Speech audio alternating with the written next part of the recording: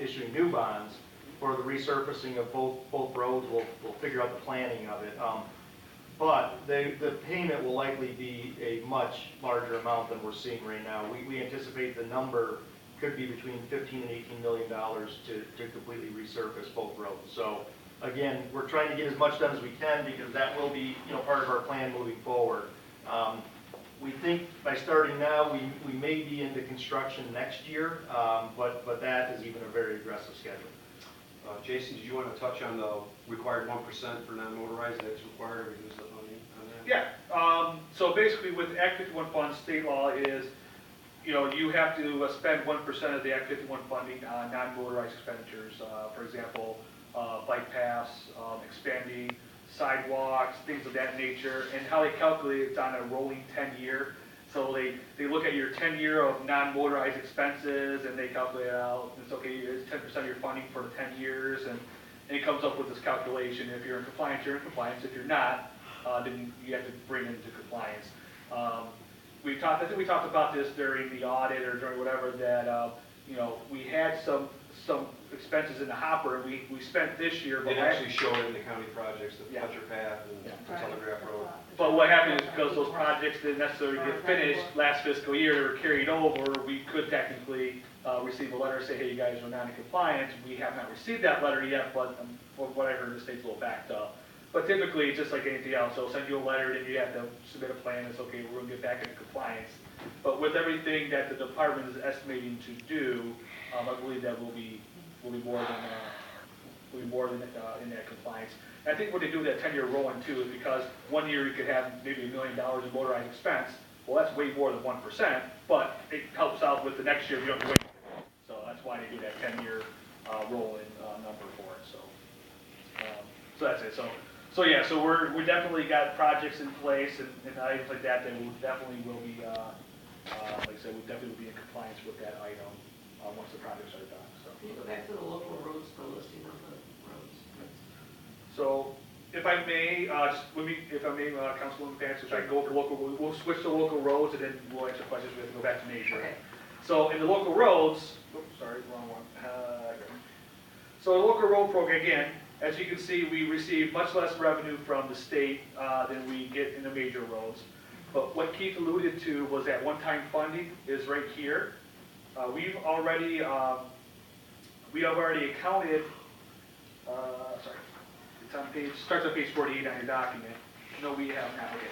So the main difference in the increase in the revenue for the local road is this $724,000, which is that one-time, it's that one-time increase from the governor we received in 2 payments.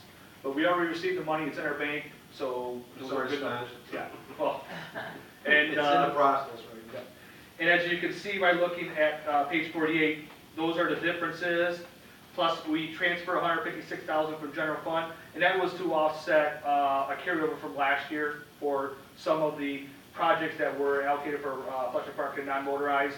We didn't do this expense last year, so we had to carry it over to the current year. And it did go to council a couple meetings ago for approval. And then this is still in the current year, and then the allocation of those one-time fundings is what you see in the expense side. Just over $700,000 was implemented to Great Lakes for concrete work, and $172,000 was for joint sealing, if I can read that, or other street grading. Cars, they're out there working right now. And then $100,000 was for non-motorized Northwest Park. Again, going with that non-motorized item that we talked about just recently. And then going into next year's budget, we have approximately $3.9 million revenue. 2.2 of that revenue, 2.2 million, is representative of that amount that we can transfer from major to local. And in the current year, we estimate 1.9 million.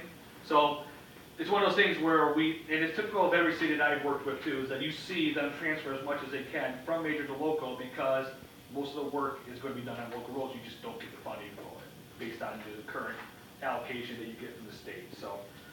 So that's the revenue. The revenue is 3.9 million, and then we have expenses pretty much the same.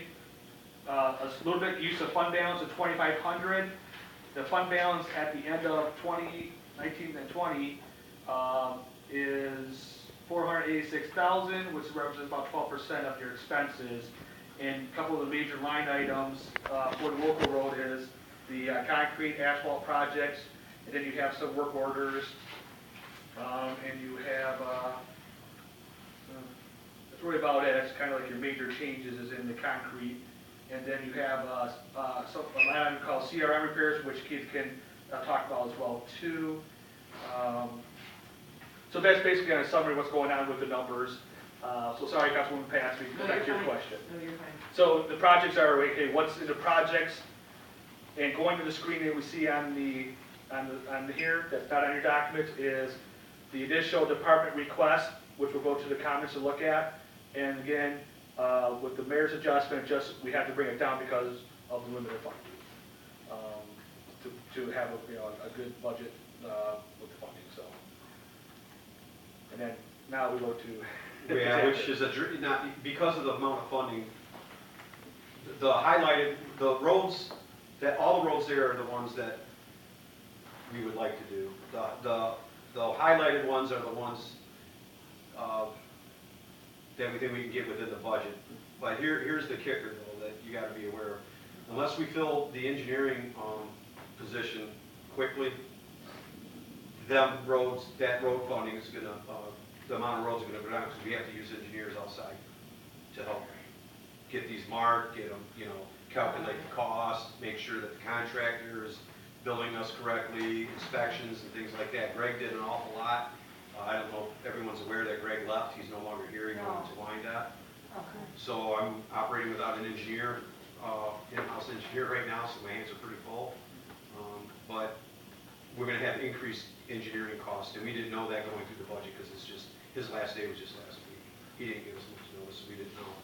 So we are going to have an increase in engineering costs. It's going to come out of these, roads. So. Is Churnick on there someplace? I know that. Churnick is actually, this was part of the approval that the council did. This was on last year's budget, Okay. and Churnick is actually, Greg, I had to mark it before he left, so that's on the schedule to get done. This is- They're in our neighborhood right now, so they might be doing it. That's Churnick, Westlake, Telegraph. So Okay, yeah, because I've seen Great Lake trucks in the They're out neighborhood, working so right they now. might be over there. I haven't been This over year's, there yet. Okay. Thanks. And I gotta tell you, this list grows daily. I mean, I It drove, does. Oh, yeah. I drove your neighborhood today, over by Taylor Parks, that's where you live, right? And some of those roads are just in bad Robert shape. Street too. This is based on the School Pacer every ratings, day is you know. awful. Those highlights are based on pages? All those roads are. No, I know, but, so then you took the worst of the worst and highlighted them? Well, I think a lot of it was under discussion, Yeah, there's during some the of budget it's More process. money, okay. Some of it's the Complaint amount of driven, money, maybe. complaint driven, higher traffic, so like, Jason, can you scroll down a little bit? So see like the local roads, the top two, Hardy, Van Born and 94, and Tulane, Van Born and 94? Those are both dead-end streets that it's so limited, they're in bad shape, but 6 people drive them daily, But the Pacer rating doesn't take that into consideration, it's not part of just the condition. Yeah, all that does tell you the condition of the road, and, you That's all got, trucks too. you got Party, fail, Van Born and bad, 94. very That's bad, over good, Zoombox very over good. It seemed like, how often it's used and who's using it would factor into how important it is to get it fixed. We try to factor it into our analysis, and so that's why you see like we did not select Party and Tulane, not because they're not needed and not because they're not important, but when you look at the other roads that get used, it's just, it's The hard to heavily justify. tracked ones Right. you want to do first. And believe me, I get complaints all the time, from residents, when you're gonna fix my road, when you're gonna fix my road. I pay taxes. You gotta explain to them, your taxes don't go towards the road, and, we're doing our best with the limited funds that we get, and they just don't understand, they don't care, they just want the roads fixed. So if you see the one, line 41, Kirsten, Eureka to Leroy, this has been on our radar for about 4 years now. We've delayed. It's a big number. It's at a point now where I just don't think we can delay anymore. Well, plus that number gets bigger every year when you don't fix it. Yeah. And you gotta remember, because of the money that we receive, you're not, honestly, you're not fixing the road properly. You're putting a Band-Aid on it. These asphalt roads, you're milling it and filling it, when in all actuality, it needs to be removed, base redone, and a whole new road put in. We're doing panel replacements in lieu of tearing a whole road out and replacing the road. You can only do with the money you got, you're trying to stretch it and do as many roads as you can. And you can see how expensive it is. It just doesn't go very far. Just keep Right. kicking it down the road. Well, that's why when you look at like, you know, what's left of Goddard and then all of Pardee, you know, those, we did that analysis and it's, you know, 2 to 3 years of expected life. I mean, if we start the process today, which we have, the engagement letters came over today or yesterday, for execution. Best case scenario is we get to start construction next year. That's still a 2 to 3 year process, so those roads are gonna be in worse shape even if we start right now. Every winter that goes by, they just deteriorate. And they are on our FAC list, you Yeah. know. But that's gonna be a big number. But so we're that's- battling with all other communities in Wayne County also for that money. What I show you, we had 15 million? 15 million, all of Wayne County, $15 million. For FAC. Federal Aid Committee. And so everybody, all the Wayne County communities are basically fighting for that 15 million. We get, what is it, 800 grand this year, something like that? Yeah. And so they have to figure out how to stretch that with all the other communities. And if you drive some of the other cities, they're in way worse shape than we are. Go Sam's Club, you know, that's Yeah, that South oh Gate, my gosh, North Plain yeah, Road yeah. over to South Gate, it's like, I don't know how It's the, awful. Jason, number 43, that Bailey, there's missing a E. oh, This is from, was that Matt again? this from a librarian that likes to proofread. I mean, the amount of money we got, the roads, I mean, you can throw a dart at the board and pick a road. I mean, it's just not enough money to go around.